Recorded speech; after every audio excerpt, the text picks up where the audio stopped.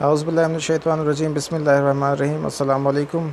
मैं सरफराज अहमद में वो आपकी खिदमत में हाज़िर हूँ और आज हम लेके आए हैं एक नया टॉपिक मेमोरी के हवाले से। इस वीडियो के अंदर हम आपको मेमोरी के हवाले से डिटेल्ड इंफॉर्मेशंस बताने जा रहे हैं, जिसमें मेमोरी उसकी डेफिनेशंस के हवाले से, मेमोरी प्रोसेस के हवाले से, फॉरगेटिंग के हवाले से और उसके अलावा कौन कौन सी वजूहात की वजह से फॉरगेटिंग होती है और नेमोनिक डिवाइसेस की वजह से कि किस तरह से हम अपनी मेमोरी को इम्प्रूव कर सकते हैं। इसमें मेमोरी की टाइप्स भी आ जाएगी, वो सारी हम डिटेल के साथ डिस्कस करते हैं। तो आइए आज का लेक्चर जो है वो स्टार्ट करते हैं।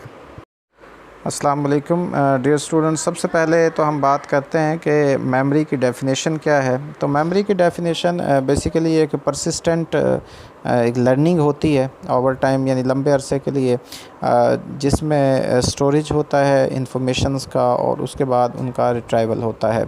या इसकी एक और डेफिनेशन जो इसका प्रोसेस भी है, जो उसमें कि the method in which we encode storage and retrieve informations, यानी वो प्रोसेस जिसमें हम एनकोड करते हैं, यानी कोडिंग की जाती है इंफॉर्मेशंस की, फिर उनको कोडिंग के थ्रू उनको स्टोर किया जाता है और स्टोर करने के बाद जब इन इंफॉर्मेशन की हमें ज़रूरत पड़ती है तो उनको जो है हम अपने कॉन्शियस में लाया जाता है। तो ये बेसिकली हमारी मेमोरी है। तो मेमोरी का प्रोसेस जो है वो 3 हिस्सों पर मुश्तमिल होता है। एक को इनकोडिंग कहते हैं, एक को हम स्टोरेज कहते हैं और फिर वो रिट्राइवल। तो जो इनकोडिंग होता है बेसिकली उसमें हम इंफॉर्मेशंस को प्रोसेस करते हैं मेमोरी के अंदर। जो प्रोसेसिंग होती है मेमोरी के अंदर इंफॉर्मेशंस की, उसे इनकोडिंग कहा जाता है और इसकी जो है 4 मेन टाइप्स होती हैं। सबसे पहली जो टाइप है उसको एक्वेस्टिक इनकोडिंग कहते हैं, दूसरी को विजुअल इनकोडिंग कहते हैं, तीसरी को हम टेक्टाइल इनकोडिंग कहते हैं और चौथी जो है हमारी वो सेमेंटिक इनकोडिंग कहलाती है। इसके बाद हम दूसरी स्टेज पे चले जाते हैं जिसको स्टोरेज कहा जाता है और ये जो है रिटेन करना इंफॉर्मेशंस को ब्रेन के अंदर, यानी जब हम उनको जमा कर लेते हैं, उनको महफूज कर लेते हैं, उसकी रिटेन कर लेना, तो इसे स्टोरेज कहा जाता है। चाहे वो सेंसरी मेमोरी हो, चाहे वो शॉर्ट टर्म मेमोरी हो या मोर परमानेंट यानी लॉन्ग टर्म मेमोरी हो, उनको तमाम को। अच्छा, जो तमाम ये डिफरेंट स्टेजेस होती हैं ह्यूमन मेमोरी की, ये फंक्शन करती हैं as a sort of filter, यानी फ़िल्टर के तौर पर काम करती हैं और ये हेल्प करती हैं हमारे प्रोटेक्ट करने की from the flood of information, यानी बहुत ज़्यादा जो इंफॉर्मेशंस का बहाव है उससे हमें ये प्रोटेक्ट करती हैं कि उसकी वजह से जो कि हमें डेली बेसिस पे बहुत सारी इंफॉर्मेशन जो हैं वो हम लेते हैं, हासिल होती हैं। तो ये जो हमारा जो प्रोसेस जो है डिफरेंट स्टेजेस होती है ना ह्यूमन मेमोरी की, इनका फंक्शन बेसिकली एक फ़िल्टर करना भी होता है। ये अवॉइड करती हैं ओवरलोडेड ऑफ इंफॉर्मेशंस को और वो हमें, क्योंकि ज़ाहिर है अगर इतनी ज़्यादा हमारे अंदर वो सेव होती जाएंगी तो वो इंसान के लिए प्रॉब्लमेटिक हो सकती हैं। तो उसकी वजह से फिर अब बाद में अगला जो मरहला होता है जिसको रिट्राइवल कहते हैं। रिट्राइवल बेसिकली एक प्रोसेस है कि जिसमें हम मेमोरी से बाहर दोबारा इंफॉर्मेशंस को लेके आते हैं। तो ये रिट्राइवल जो क्यूज़ होते हैं वो स्टिमुलाई होते हैं जो कि हेल्प करते हैं हमारी रिट्राइवल के प्रोसेस में। यानी क्यू देते हैं ना, जैसे आप अक्सर देखते हैं कि आपको कोई क्यू दिया जाता है, जैसे कि हमें क्यू देते हैं कि भाई आप हिंट करें, जब हम किसी को पहचान नहीं रहे होते तो क्यूज़ दे रहे होते हैं कि अच्छा हम वहाँ मिले थे, फ़लाँ चीज़ें फ़लाँ, इस तरह से हम चीज़ें, वो क्या होता है वो क्यूज़ मिल रहे होते हैं और ये क्यूज़ क्या कर रहे हैं, वो हेल्प कर रहे होते हैं हमारी इस रिट्राइवल के प्रोसेस के अंदर। तो रिट्राइवल जो क्यूज़ हैं उनके अंदर एसोसिएशंस होती हैं, उनके अंदर कॉन्टेक्स्ट होते हैं, उनके अंदर मूड्स होते हैं। एक बहुत इंपॉर्टेंट टाइप है जिसको फ्लैश बल्ब मेमोरी कहते हैं। फ्लैश बल्ब मेमोरी जो है, ये फ्लैश बल्ब जो मेमोरी है, अक्सर पेपर में भी पूछ लिया जाता है। तो ये ऐसी मेमोरीज़ होती हैं जो हमारे माइंड में बिल्कुल क्लियर, जिनकी और जो है ना स्पेसिफ़िक होती हैं, इंपॉर्टेंट होती है, सरप्राइजिंग इवेंट्स के हवाले से होती हैं। वो इवेंट जो हमारे लिए सरप्राइजिंग होते हैं, स्पेसिफ़िक होते हैं, इंपॉर्टेंट होते हैं, वो बड़े वाज़िया होते हैं हमारी मेमोरी के अंदर। वो बड़े एक जो है ऐसे रिप्रेजेंट करते हैं जैसे कि एक स्नैपशॉट होती है इवेंट्स की, वो इस तरह से हमारी मेमोरी में, और जब भी हम सोचते हैं उनको एज़ इट इज़ वो क्लियर एक पिक्चर हमारे सामने नज़र आ रही होती है। तो उसे फ्लैश बल्ब मेमोरी कहा जाता है और ये बहुत इंपॉर्टेंट है पेपर के पॉइंट ऑफ व्यू से। जी सेकंड टाइप्स ऑफ जो टाइप्स हैं या कंपार्टमेंट्स ऑफ मेमोरी जिनको कहा जाता है, जो आप पढ़ते आ रहे हो, जो शुरू से सेंसरी मेमोरी है, शॉर्ट टर्म मेमोरी है, लॉन्ग टर्म मेमोरी है। सेंसरी मेमोरी बेसिकली इमीडिएट और इनिशियल रिकॉर्डिंग होती है सेंसरी इन्फॉर्मेशंस की हमारे मेमोरी सिस्टम के अंदर, और जो ये स्टोर्ड होती है फॉर एन इंस्टेंट, एक लम्हे के लिए, एंड मोस्ट गेट्स अनप्रोसेस्ड, अक्सर इसमें से जो है वो अनप्रोसेस्ड रह जाती है। ठीक है जी, अनप्रोसेस्ड यानी प्रोसेस ही नहीं हो पाती वो। दूसरी शॉर्ट टर्म मेमोरी होती है, ये एक्टिवेटेड मेमोरी इसको कहा जाता है। ठीक है जी, आप ये भी देख हैं, एक्टिवेटेड मेमोरी इसको कहा जाता है, या वर्किंग मेमोरी भी इसको कहा जाता है। ये वर्किंग मेमोरी के तौर पे क्वेश्चन पूछ लेते हैं जी, what type of memory is called working memory, कौन सी टाइप है जो वर्किंग मेमोरी, तो शॉर्ट टर्म मेमोरी है। इसमें चंक होते हैं, चंक के हवाले से एक मीनिंगफुल जो ग्रुपिंग देते हैं हम स्टिमुलाई को, जो हम स्टोर करते हैं एज अ यूनिट के तौर पर इन शॉर्ट टर्म मेमोरी में, उसे चंक्स कहा जाता है। जो रिहर्सल होती है, जो रेपिटेशन होती है इन्फॉर्मेशन की, that has entered short term memory, उसे रिहर्सल कहा जाता है। जो वर्किंग मेमोरी है, एक set of active temporary memory का जो है जो कि स्टोर होती है, एक्टिवली मैनिपुलेट करती है और रिहर्स करती है इन्फॉर्मेशंस को, यानी रिपीट करती है बार बार, उसको हम वर्किंग मेमोरी कहते हैं। जो बार बार हमारे रिपीट हो रही होती है, बार बार हम उसको स्टडी कर रहे होते हैं, उसको वर्किंग मेमोरी कहा जाता है। उसके बाद लॉन्ग टर्म मेमोरी आ जाती है, मेमोरी जो कि स्टोर करती है इन्फॉर्मेशंस को रिलेटिवली परमानेंट बेसिस पे, लंबे अरसे के लिए, चाहे वो डिफ़िकल्ट, उनको रिट्राइव करना डिफ़िकल्ट होता है, लेकिन वो लंबे अरसे तक जो है वो स्टोर हो जाती है। तो लॉन्ग टर्म मेमोरी जो है वो रेफ़र करती है स्टोरेज ऑफ इंफॉर्मेशन को एक लंबे अरसे के लिए जो है उसको महफूज रखती है, उसे लॉन्ग टर्म मेमोरी कहा जाता है। जी, लॉन्ग टर्म मेमोरी की टाइप्स होती हैं, याद रखिए कि बहुत इंपॉर्टेंट है आपके पेपर के पॉइंट ऑफ व्यू से जो चीज़ें हैं वो, उसमें प्रोसीजरल मेमोरी है जिसको नॉन डायरेक्टिव मेमोरी भी कहा जाता है, जिसमें स्किल्स वगैरह, हैबिट्स वगैरह, ठीक है, जैसे कि एक बाइक को चलाना है या एक बेसबॉल को कैसे हिट करना है, ये सारी हमारी सेव होती हैं प्रोसीजरल मेमोरी के अंदर।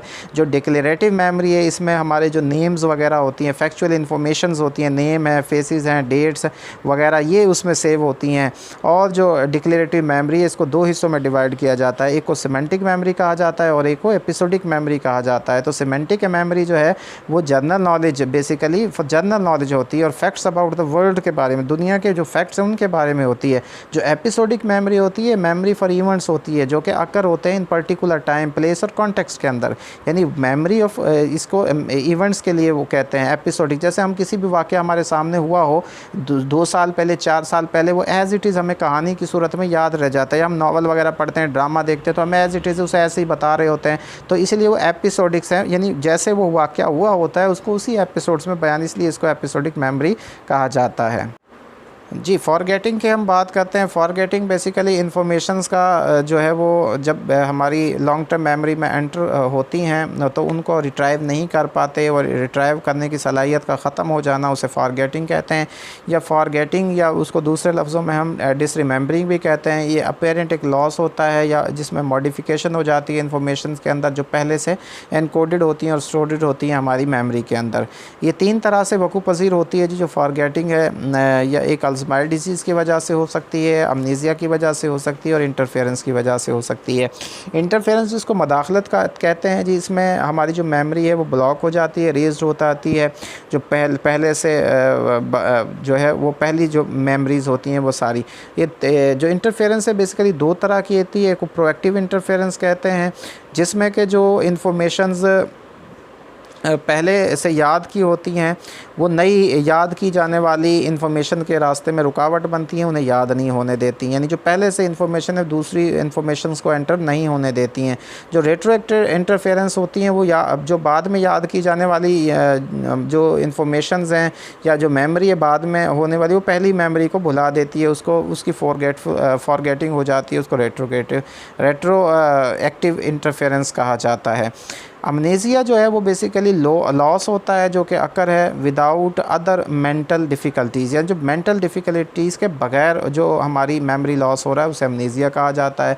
इसकी भी 2 टाइप्स हैं, एक जो है रेट्रोग्रेड अमनेज़िया है और एक एंटीरोग्रेड अमनेज़िया है। रेट्रोग्रेड अमनेज़िया में जो है वो जिसमें मेमोरी जो है वो लॉस्ट होती है, जो किसी ख़ास वाक़या इवेंट से पहले की जो मेमोरी होती है वो लॉस हो जाती है, उसे रेट्रोग्रेड अमनेज़िया कहते हैं। और किसी ख़ास वाक़या किए या इंजरी की वजह से जो बाद में जो है मेमोरी वो याद नहीं रहती, बाद की चीज़ें याद नहीं रहती, उसे एंटीरोग्रेड एमनेसिया कहते हैं। एक हमारी जो है वो जो सिंड्रोम है उसको कोरेसकोफ सिंड्रोम कहा जाता है, जिसकी वजह से एमनेसिया होता है। एक डिज़ीज़ है जो कि इफ़ेक्ट करती है हमारी लॉन्ग टर्म अल्कोहलिक्स। ये जो मेमोरी डिसऑर्डर है ये सिवियर डेफिशिएंसी ऑफ थायामाइन की वजह से भी यानी विटामिन B1 की वजह से भी होता है। ये क्वेश्चन इस तरह से भी पूछा जा सकता है, थायामाइन की कमी की वजह से कौन सा सिंड्रोम होता है जी, कौन सी प्रॉब्लम होती है, तो ये कोरेसकोफ सिंड्रोम है। इसके अलावा ये अल्कोहल के मिसयूज़ की वजह से भी हो जाता है, ठीक है जी। और इसकी जो है वो सिंड्रोम जो है बेसिकली इसकी कॉज होती है। तो ये कोरेसकोफ सिंड्रोम हमारा है जी। उसके बाद हमारी अल्ज़ाइमर डिज़ीज़ आ जाती है, एक इलनेस है जिसको कैरेक्टराइज़ किया जाता है सीवियर मेमोरी प्रॉब्लम्स के अंदर। और ये शुरुआत इसकी जो होती है वो छोटी छोटी चीज़ों से होती है, यानी अपॉइंटमेंट को भूल जाना, बर्थडेज़ वगैरह को भूल जाना, और फिर यह आहिस्ता आहिस्ता सीवियरिटी इसकी बढ़ती जाती है। जो अल्ज़ाइमर डिज़ीज़ है वो हमारी एबनॉर्मल कहते हैं जी, एबनॉर्मल जब बिल्डअप होता है प्रोटीन्स का हमारे ब्रेन सेल्स के अराउंड, तो उसकी वजह से भी ये वाक़या हो सकती है। और इसमें जो प्रोटीन इन्वॉल्व होती है अमाइलॉइड उसको कहा जाता है, उसकी वजह से वो एक प्लेक्यूस बना देती है अराउंड द ब्रेन सेल, उसकी वजह से ये प्रॉब्लम्स होता आती है। ये जेनेटिकली भी होती है, लाइफस्टाइल की वजह से भी होती है, और इसमें एनवायरमेंटल फैक्टर जो हैं वो भी हो जाते हैं जो कि इफ़ेक्ट करते हैं हमारे ब्रेन को। एक लंबे अरसे तक अगर वो इफ़ेक्ट करते रहते हैं तो उसकी वजह से भी ये प्रॉब्लम हो सकती है।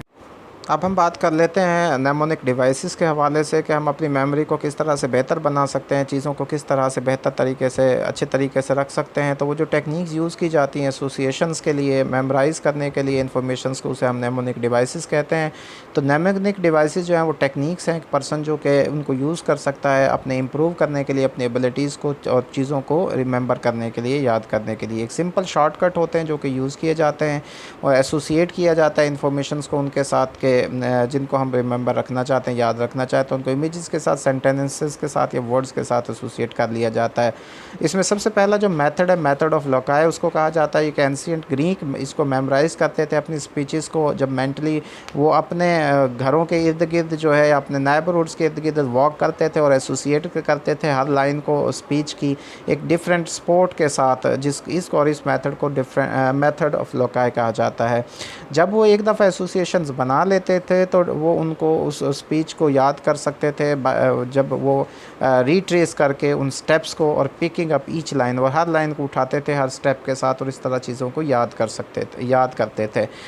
जिसी तरह हम एक नज़म जो है उसको यूज़ करते हैं रिकॉल करने के लिए, यानी नंबर ऑफ़ डेज़ को इन ईच मंथ, जैसे 30 days has September, each a mnemonic device, ये भी एक नेमोनिक डिवाइस है। 30 डेज़ हैज़ सितंबर, जैसे कि 30 डेज़ हैज़ सितंबर, इन सितंबर के 30 डेज़ होते हैं। इस तरह से चीज़ों को याद किया जाता है।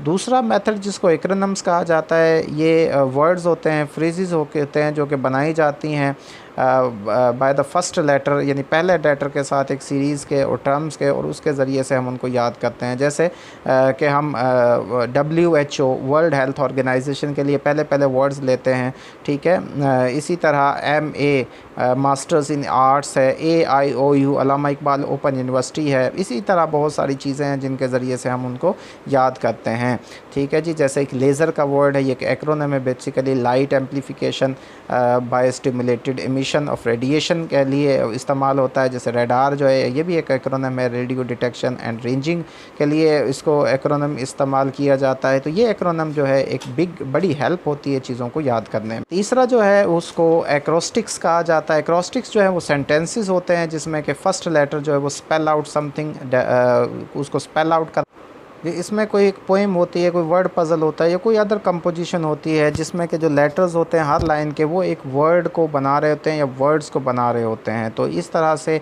चीज़ों को जो है उसकी शक्ल में याद किया जाता है। ये एक्रोनिम से मिलती हुई एक्रोस्टिक्स होते हैं, और जो इसका द बेनिफिट्स होते हैं एज़ वेल एज़ द इसके ड्रॉबैक्स भी होते हैं ऑफ एक्रोस्टिक्स के, वो सिमिलर हैं दोज ऑफ एक्रोनिम्स के हवाले से, सेम है उस जी। तो लास्ट में हमारे राइम्स और जिंगल्स आ जाते हैं जो कि जिनको नेमोनिक्स के तौर पर इस्तेमाल किया जाता है, उनको यूज़ किया जाता है स्टडी करने के लिए, मेमोराइजेशन टूल के तौर पर, और रिमेंबर करने के लिए कि इंपॉर्टेंट जो इन्फॉर्मेशंस होती हैं, डिटेल्स होती हैं। जो राइम्स और जिंगल्स होते हैं कि उनको चिल्ड्रंस के लिए इस्तेमाल किया जाता है, उनको न सिर्फ स्कूल के अंदर बल्कि उनकी इंपॉर्टेंट इन्फॉर्मेशन जो है उनके एनवायरनमेंट या सराउंडिंग्स के बारे में उनको देने के लिए। इनको इसमें जो इसका जो प्रोसेस होता है इस टाइप के, यानी नेमोनिक्स की जो ये टाइप होती है, इसमें जो फर्स्ट लेटर होता है वर्ड का, उसको किसी एक फ्रेज़ के साथ एसोसिएट कर दिया जाता है, यूज़ किया जाता है और उसके मदद से एक नाम बनाया जाता है। तो मेमोराइजेशन होती है जो नेम की, वो अलाउज़ करती है memorisation of the associated idea, यानी एक नाम के साथ जो एसोसिएटेड आइडिया होता है उसको याद करने के लिए इस्तेमाल किया जाता है। तो ये तो था जी आज का हमारा लेक्चर मेमोरी के ऊपर। ये मैंने आपको इन्फॉर्मेशंस देने की कोशिश की है। उम्मीद है कि आपको ये सारी इन्फॉर्मेशंस जो है वो क्लियर हो गई होंगी। मेमोरी के बारे में आपके कॉन्सेप्ट जो है वो क्लियर हो गए होंगे। इन चीज़ों को जो मैंने इसमें आप लोगों को बताई हैं, इनको अच्छी तरह से याद कीजिएगा, इनको अच्छी तरह से मेमोराइज़ कीजिएगा। तमाम टाइप्स को जो मेमोरी के हवाले से बताई हैं, मेमोरी प्रोसेस जो बताया है, जो फॉरगेटफुलनेस के बताया, और जो नेमोनिक डिवाइसेस आपको बताई हैं, इंशाल्लाह पेपर के पॉइंट ऑफ व्यू से बहुत इंपॉर्टेंट टॉपिक है, जिसमें से लास्ट में क्वेश्चन आपके पेपर में जो पब्लिक सर्विस कमीशन का होता है या कोई भी पेपर आपका जो कंपटीशन के होते हैं उनमें वो ज़रूर इनमें से क्वेश्चन शामिल हो सकता है। तो अल्लाह ताला से दुआ है कि अल्लाह ताला आपको कामयाब करे, आपकी ज़िंदगी में आसानियाँ पैदा करे और आपको आसानियाँ तक़सीम करने की तौफ़ीक नसीब फ़रमाए। आप सबका बहुत शुक्रिया, आपके वक्त के लिए बहुत शुक्रिया। अपनी दुआओं में याद रखिएगा। जिन्होंने ये चैनल अभी तक सब्सक्राइब नहीं किया वो काइंडली ये चैनल सब्सक्राइब कर लें, ताकि इस तरह की और इससे भी ज़्यादा मुफीद और इम्पोर्टेंट इन्फॉर्मेशंस वाले वीडियोज़ आप तक पहुँचती रहें। आपका बहुत शुक्रिया। अल्लाह हाफ़िज़।